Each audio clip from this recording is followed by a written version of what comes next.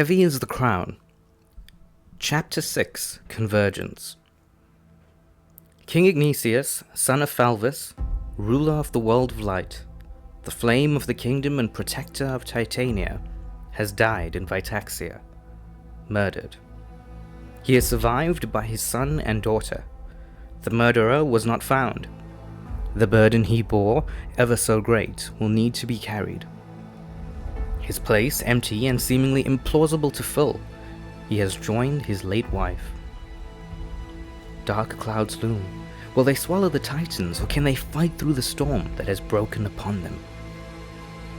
Written by the Vigil. News of the king's death soon arrived in Zatlev. King Bartholomew and his family sent their condolences. However, in the very same letter, he made sure to make it clear to the bereaved siblings that he had no faith in Titania without their former king. Themis, who had read the letter in the dining hall, sat down in front of the red-eyed, weeping brother and sister. He is insisting that a quick burial of your father happen. An official mourning period can happen after the Convergence. He wants Excelsior to finish the Convergence on threat of war. He doesn't trust you, my prince. King. What do you think we should do? Asked Themis. A few commanders and city directors were present along with the vigil. I won't ruin my father's hard-earned peace. I won't disgrace what he stood for on the same day he died.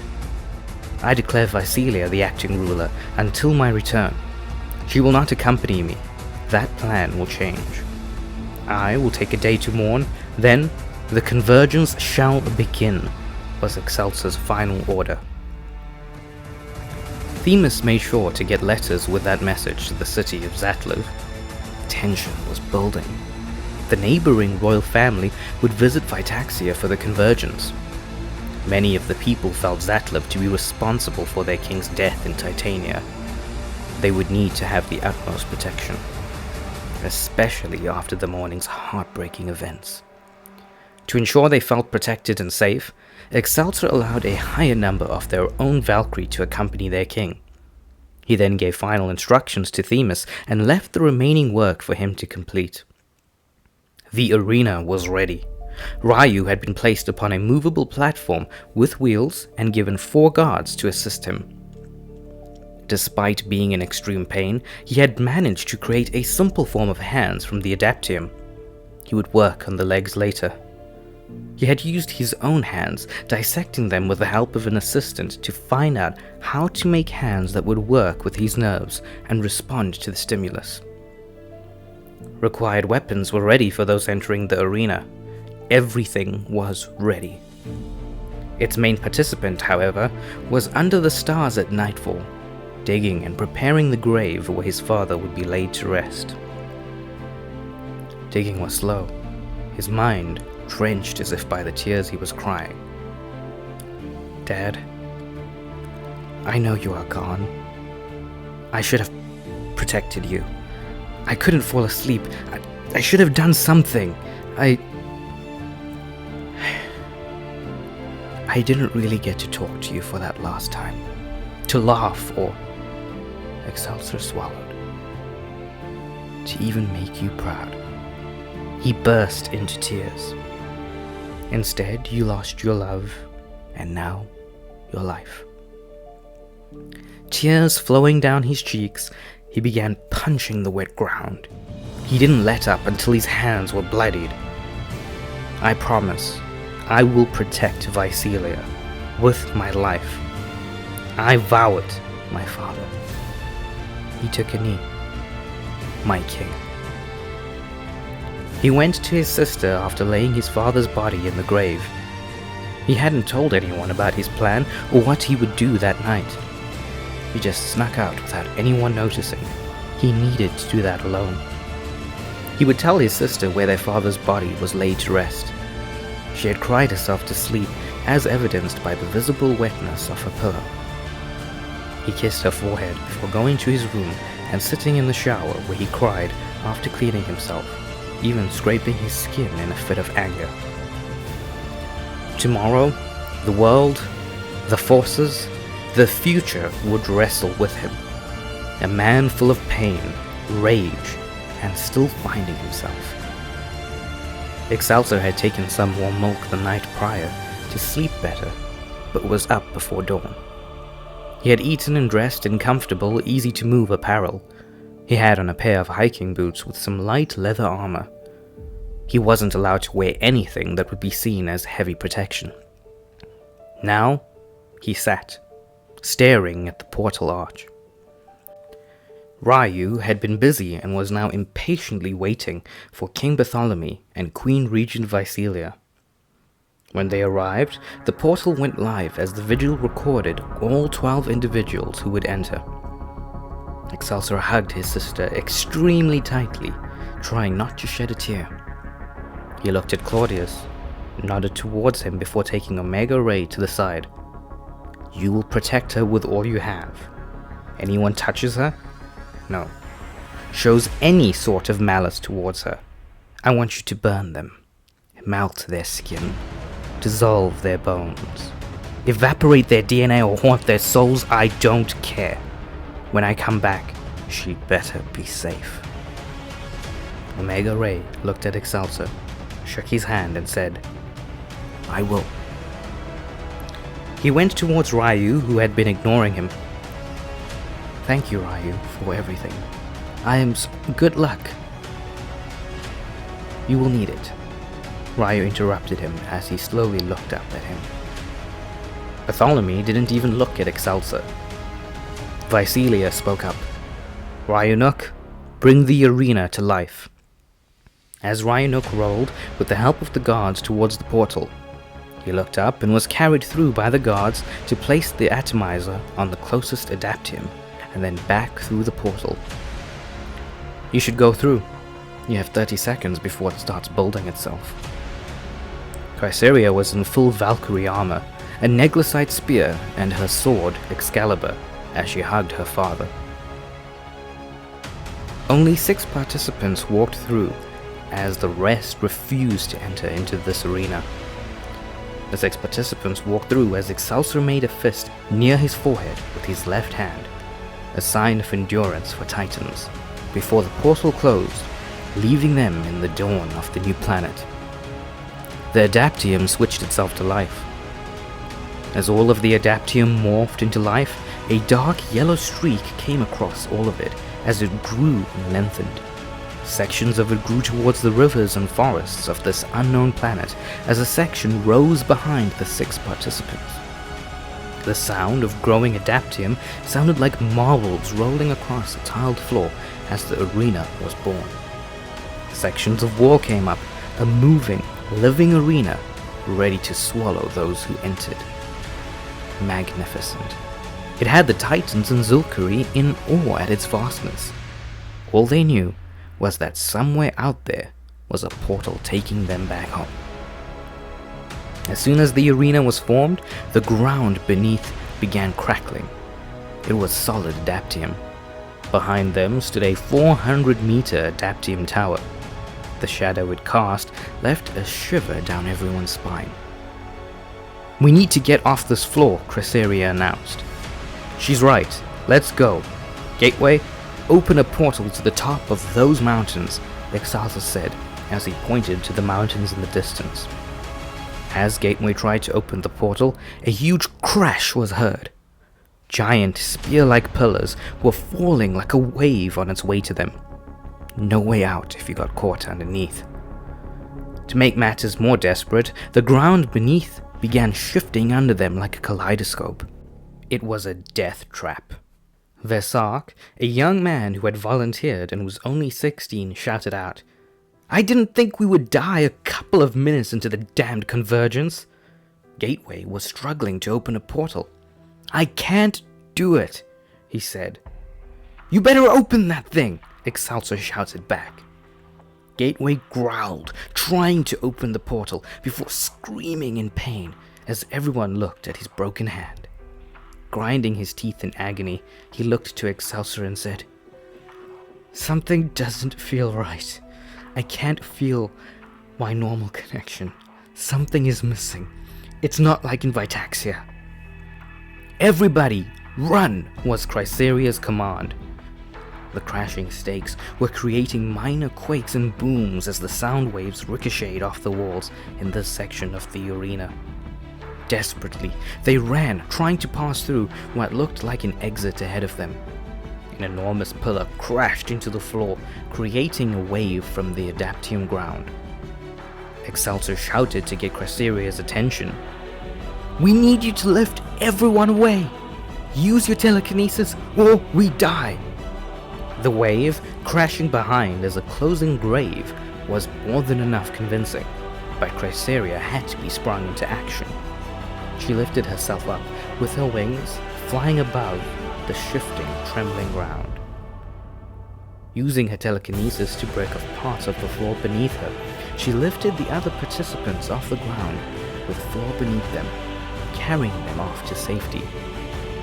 All except Excelsior, who stood on his own with death crashing behind him. He tried running, but the ground kept shifting too quickly. He was starting to panic as the wave hit him. He was jumping from block to block as he fell, readying himself for the inevitable crash into the surface, eager to swallow him up. Vesak looked at Excelsior. His body began feeling the electrons in his body, buzzing, communicating, sizzling with energy. All the atoms around him, in every object and person. He could connect to it all, use it and absorb it. His eyes lit up in a cobalt electron blue. He started running, the electricity in everything fizzling, gripping to him and following him as he began to run. His body moved faster than ever. His senses sped up, electrified and alive. He looked at the wave. It moved so slowly for him. He broke into a sprint. Excelsior looked up. Vesak was running towards him at extremely high speeds. The electrons around him were giving off energy and feeding him with a silver power. He had tapped into the electron force. He ran up the wave diagonally towards Excelsior, slowing down to grab him before turning to make a dash towards the other participants who were safe at the exit. The wave continued to crash and roar before it grew weaker and submitted itself to peace just before the flooring of the next section of the arena. "Vesak, thank you. You were ridiculously fast. You saved my life," Excelsior said while trying to calm his racing heart. Vesak shrugged and let out a small, "Yep." As they walked, Vesak leaned in and whispered, "You need to get your head in the game, or you won't make it. She won't help you," he said, while pointing at Chrysaria. Excelsior looked up at her as she led the group. Vesak was right. He needed to stop panicking and get out of his head. They were following Chrysaria towards the mountains. It would take a couple of hours. This corridor would be quicker because of its surface, but not safer. Stopping to get a view of some sections of the landscape, a blue figure approached him. He looked up. "You are the person from that day on the beach. I saw you." She smiled. "I'm Raven, and yes, it was me. I could feel that you were going to make yourself known." Excelsior laughed. "A heads up would have been nice. How did you know then?" Raven looked at the horizon. "I know what will happen. I don't try to change it. I can sense what will happen. It's my gift. I look at past occurrences and current behavior, and my senses connect the dots and tell me what will happen." "Then," Excelsior said, "tell me what's going to happen next. I need to know." She shook her head. "That's not how it works. I see what I must. Only the most important and needed of what will happen.